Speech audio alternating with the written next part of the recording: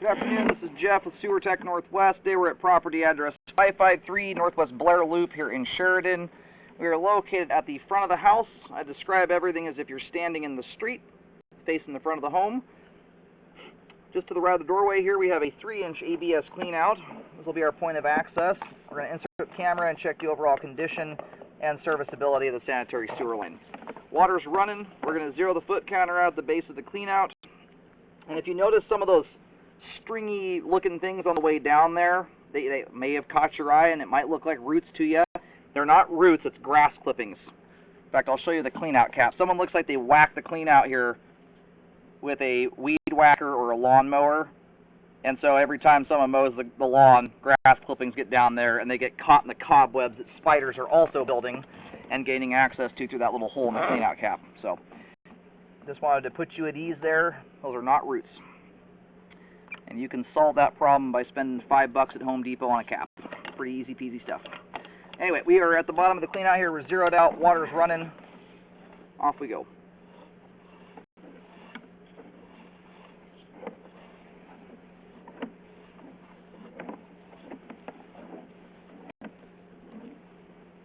And the flow line's got some level of grease buildup in it. That's that tan brownish stuff you see in a layer there in the flow line.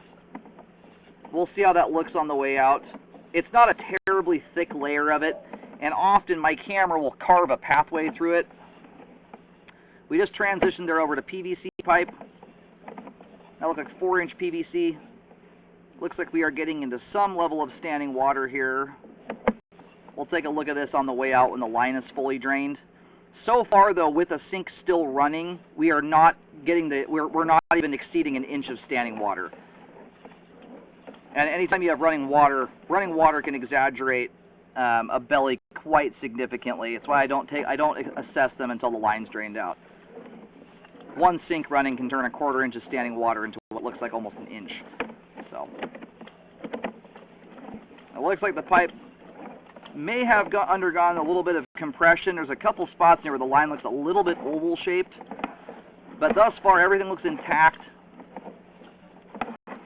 Nothing appears broken, and we'll get a nice review of all that when the line's drained at the end. But you know, being that we do have some standing water in the line here, and if it's over a decent length of pipe, you know, unfortunately when it comes to bellies, you can't fix part of them, you have to fix the entirety of it. And if you're talking only, you know, a 1/16 to a 1/4 inch of water, to go tearing up a massive trench for something like that does not make sense. However, what I may recommend here though is a HydroJet to clean the line. And that's often a good idea when you've got a line like this that's got some level of standing water in it. You know, and not every household lives as clean as possible. There's a lot of, you know, homes out there have a lot of kids, and it's hard to always put your grease into a jar and stuff like that. So sometimes you're better off doing a maintenance HydroJet every couple years just to keep buildup down. That's my 2 cents on that. So anyway, we'll get a better view here as we come out. We've hit the main here at 70 feet, and we tie right into the manhole that's out, looks like out in the middle of the cul-de-sac. We'll go verify that really quick here and get that giant sewer torpedo out of our way here. Located the camera head here. The line looks like it jaunts over into the driveway and then shoots straight out from the driveway in the middle of this little kind of turn here in the road. It's kind of a turn/cul-de-sac almost. There's a manhole smack dab in the middle of it. The line runs straight into that thing. And we're fully drained out here. I did a couple toilet flushes, and what I do like though is, I was making a joke earlier about sewer torpedoes. That was a large, what we'll call it a large chunk of debris there, quite a distance out from the home. That one toilet flush, I flushed it, held the lever down for about 3 seconds to make sure I got a good effective toilet flush. That was enough to blow that through there. So that's a good thing. That means getting out to that point. Enough to push that thing through the line, which was hanging out there for a while until my camera ran into it.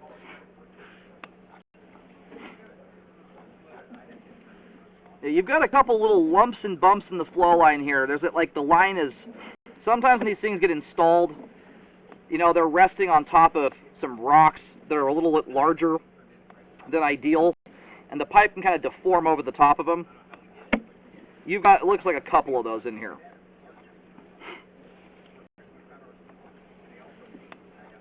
And so it's hard to know. Like right on the left side there, it might not be ultra obvious to people who don't look at sewer cameras all day. But there's a couple lumps and bumps in the sidewall and in the flow line.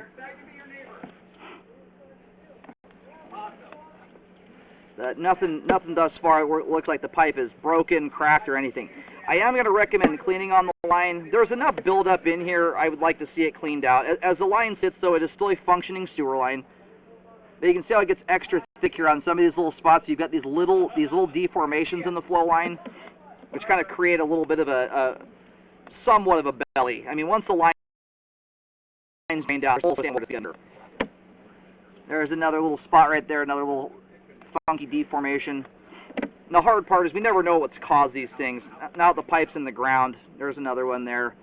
So I'll write these things up and mention them, but I don't see anywhere in the, thus far here anyway, where the pipe is cracked, broken, or anything. Modern plastic piping can deform quite effectively without breaking. It's quite amazing. Green PVC is probably the best at it, but white PVC is pretty good stuff. I've seen some deformations that are mind-blowingly large, and the pipe still remains intact. Alright, so we're getting back here to this. I'm going to push back out here. I was letting some of that water settle in. This is about the only part of the line where I can actually define the dimensions of a belly. It starts here at about 20 feet. Everything beyond this point almost doesn't even appear to be related to gradation. It appears more so to be related to little deformations in the flow line that create kind of little mini dams of sorts, and the grease buildup isn't helping. The grease is kind of concentrating right on those things, which creates a little bit of a dam. So anyway, the worst spot on the whole entire line as it relates to standing water here is from 20 to 27 feet. And at its worst point, it doesn't even look like you have a quarter inch of standing water.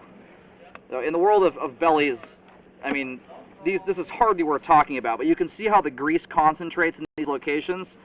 It hardens up when it hits water, and this is cooking oil and fats going down your line.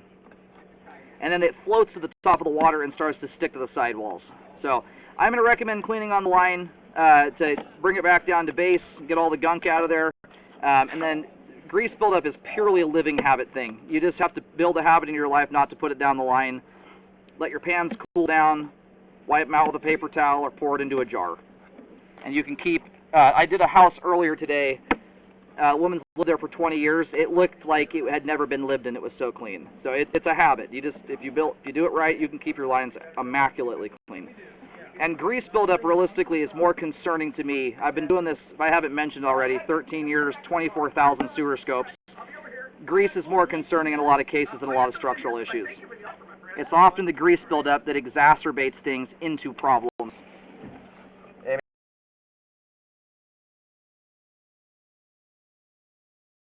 On here, a belly with a quarter inch of water is hardly worth mentioning. For reference, I don't even consider repairs until there's at least a 5-foot length of pipe with at least an inch of water in it. That's with no water running at all. Even at that point in a plastic sewer line, it is still nearly 100% up to the homeowner as to whether that belly ever manifests itself in a blockage or a backup. And by that I mean abusing the line. With grease, wipes, paper towels, all that fun stuff. So we're going to go ahead and roll the camera out of the line here. We have adequate flow to the main lateral. The belly is far too minor, in my opinion, to require repairs. I'll mention the deformations on the report. I'm just going to mention you've got multiple of them throughout the PVC. As it sits right now, I don't see any evidence at all that any of those little deformations are leading to splitting or cracking. Ideally, what you do after a hydrojet is rescope. One, that's to check the work. Make sure that the line was thoroughly cleaned, and you want to ideally run that jet both interior and exterior to get all the grease out of the line, both under the house and outside of it. But also, it gives you a better view of some of those locations there where you have deformations. Generally speaking, in my experience, I can't see through all the grease here. Usually it takes much more significant deformations than that before the plastic starts splitting. I mean, the worst ones you're dealing with here are probably quarter inch or so bumps in the flow line. These are not inches or anything crazy like that.